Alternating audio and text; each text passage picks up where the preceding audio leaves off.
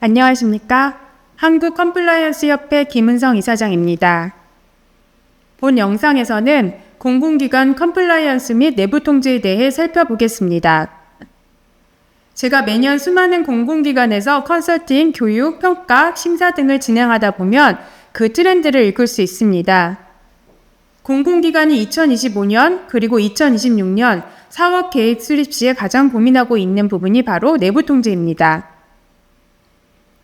규모가 큰 중앙행정기관 산하의 공공기관의 경우에는 이미 내부 통제 가이드라인이 제시된 2023년 10월부터 빠른 준비로 2024년, 2025년, 2년에 걸쳐서 규정을 제정하고 또 전체적인 체계를 수립하고 내부 통제 사이클을 한 바퀴 돌려본 후에 추가적인 개선 활동을 진행하는 경우도 있습니다. 2026년 경영평가에서는 기관장의 리더십과 내부 통제의 역할이 한층 강화됩니다. 기획지정부는 윤리경영 지원을 위한 내부 통제 시스템 구축과 운영 성과를 평가 항목으로 명시했고, 지방 공기업 평가에서도 감사, 윤리, 내부 통제 기능이 핵심 관리 영역으로 유지됩니다. 단순한 실적 중심 평가에서 벗어나 기관의 투명성과 책임성을 확보하는 내부 통제 역량이 성과의 중요한 기준이 되고 있습니다. 따라서 지금부터 내부 통제의 내실화를 준비해야 합니다. 그렇지만 대부분의 공공기관이 아직까지 내부 통제의 중요성은 알면서도 그 개념이 모호하다, 어렵다 이렇게 생각하시는 분들이 많습니다. 따라서 본 동영상에서는 내부 통제의 기본 개념에 대해서 설명드리고자 합니다. 내부 통제를 설명하려면 컴플라이언스의 발전 단계부터 설명을 드려야 할 것 같습니다. 부패의 개념도 횡령, 회계부정, 청탁, 금품수수 등의 재무적인 개념에서 현재는 소극적 행정, 직무유기, 갑질, 직장 내 괴롭힘 등 비재무적인 영역까지 그 범위가 확대되고 있습니다. 부패뿐만 아니라 우리가 흔히 알고 있는 인사, HR, 그리고 안전, 개인정보 등도 그 개념이 진화하고 있습니다. 컴플라이언스의 개념도 진화하고 있습니다. 컴플라이언스라는 개념은 민간 대기업에서는 비교적 익숙한 데 반해 공공기관에서는 다소 생소할 수 있는 개념입니다. 뒷부분에서 다시 한번 말씀드리겠지만 우리나라의 몇몇 개의 국가 공공기관에서 컴플라이언스를 소관하고 있습니다. 컴플라이언스는 한마디로 조직이 사업을 운영함에 있어 접할 수밖에 없는 재규범들과 조화를 이뤄서 적정하고 건전한 사업 활동을 하기 위해 마련한 조직 내지는 장치를 총칭합니다. 즉 법령과 규정 등에 부합하는 사업 영위를 위해 구축한 통제 장치라고 합니다. 컴플라이언스 1.0 단계는 법률의 소극적 준수, 사전 대응이 아닌 사후 대응이 중심이었습니다. 컴플라이언스 2.0 단계는 사전 예방적 접근입니다. 2002년 미국의 앨런 사태를 들어보셨을 것입니다. 회계 부정, 횡령 등 대규모 컴플라이언스 스캔들 이후에 컴플라이언스는 사후 대응이 아니라 사전 예방이 중요하다는 인식이 확산되었고 미국 및 유럽 등에서 부패나 반경쟁 행위의 사전 예방을 위해 국가적인 노력을 시작했습니다. 컴플라이언스 3.0 단계는 전사적 차원에서의 리스크 관리로 그 개념이 확장됩니다. 오늘 다루게 될 내부 통제도 바로 이 3.0 단계에 해당한다고 할 수 있습니다. 반부패 경쟁뿐만 아니라 환경, 안전, 정보보호, 고용, 노동, 고객 등 컴플라이언스 영역이 확대되고 각 부서 업무와 관련된 리스크를 체계적으로 분석하고 관리하게 되는데 이게 바로 공공기관의 내부 통제라고 할 수 있습니다. 컴플라이언스 4.0 단계는 ESG 측면으로 그 영역이 더 넓어지고 이해관계자와의 상생을 위한 리스크 관리로 개념이 확대됩니다. 국내 그룹사들이 이 4.0 단계를 준비하고 있는 경우가 많습니다. 공공기관 컴플라이언스를 소관하는 국가기관은 크게 국민권익위원회, 기획재정부, 감사원, 공정거래위원회, 국가인권위원회가 있습니다. 국민권익위원회는 KCP 공공기관 청렴윤리경영 컴플라이언스 가이드라인을 제시하며 공공기관의 반부패 청렴을 소관하고 있습니다. 공공기관들의 청렴도 평가도 권익위에서 소관하고 있습니다. 기획재정부는 공공기관 윤리경영 표준 모델을 제시하고 공공기관의 윤리경영을 소관하고 있습니다. 감사원은 공공기관의 투명성, 책임성, 부패 방지, 효율적 자원관리, 법규 준수, 공공서비스 질 향상을 위하여 2023년 10월에 공공부문 내부통제 가이드라인을 제시하였습니다. 공정거래위원회에서는 공정거래 자율준수 프로그램, 즉 CP 프로그램을 소관하고 있습니다. 이는 공정거래와 관련성이 깊은 법규, 예를 들어서 공정거래법, 하도급법, 가맹정화법, 약관규제법 등을 중심으로 해당 조직에 CP 등급을 부여하는 방식으로 운영됩니다.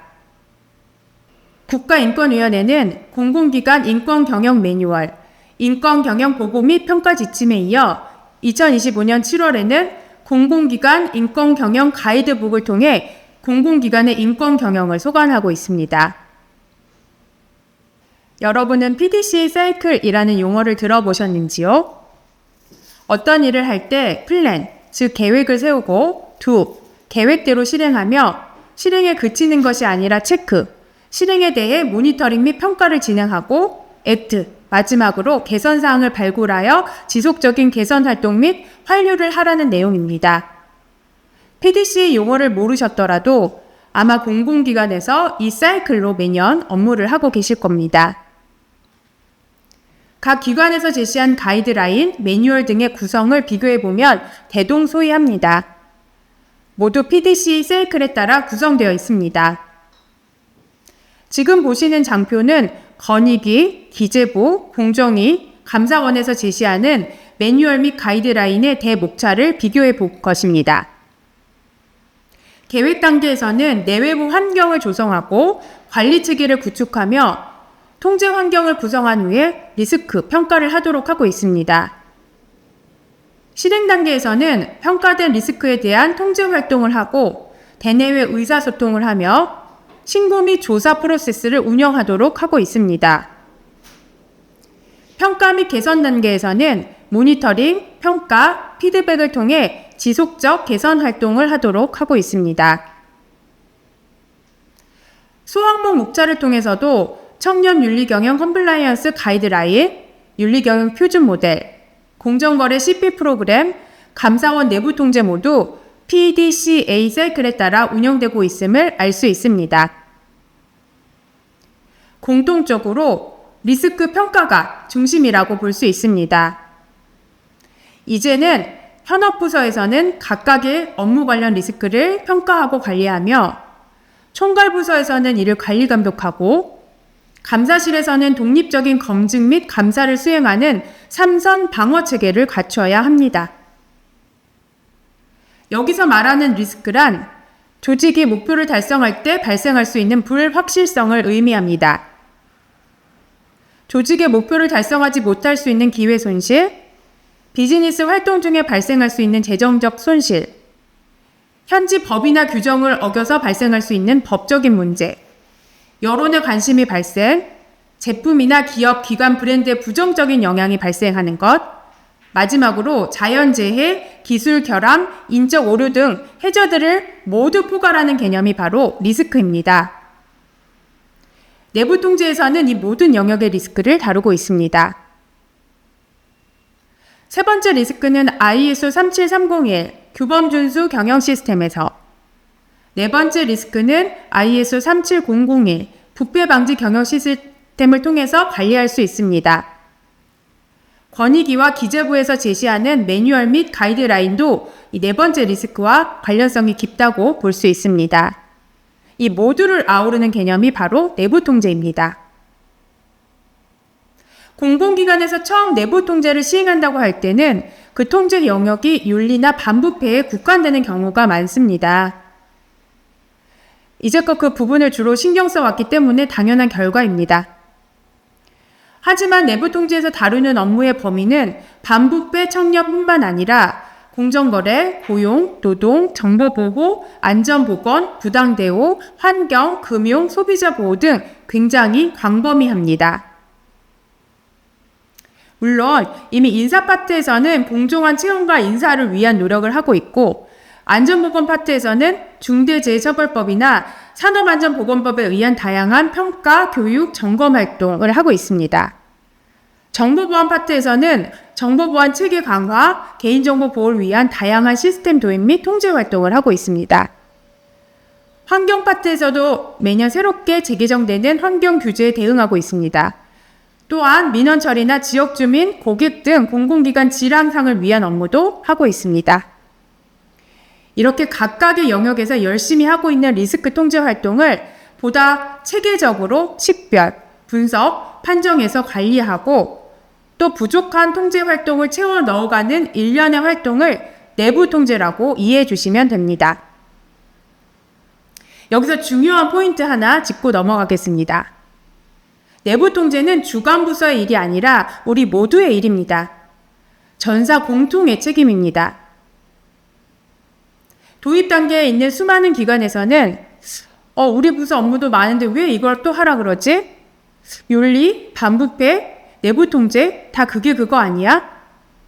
그냥 주관 부서에서 알아서 하면 되지 우리한테 왜 일을 떠넘겨?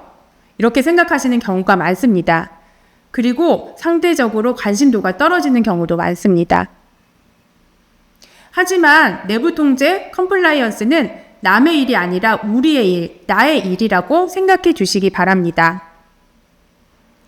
과거처럼 성과만 좋으면 된다는 논리는 더 이상 통하지 않습니다. 조직의 모든 의사결정과 행동에는 윤리와 책임이 전제되어야 하며 사회적 신뢰는 숫자가 아닌 올바른 방식의 경영과 내부 통제의 성숙도로 평가받는 시대가 되었습니다. 내부 통제는 단순한 감사 대응이 아니라 조직의 리스크를 예방하고 신뢰를 지키는 컴플라이언스의 핵심 시스템입니다. 제도는 나눠져 있어도 리스크는 하나로 연결되어 있습니다. 그 리스크를 통합적으로 관리하는 해답, 그것이 바로 공공부문 내부 통제입니다. 감사합니다.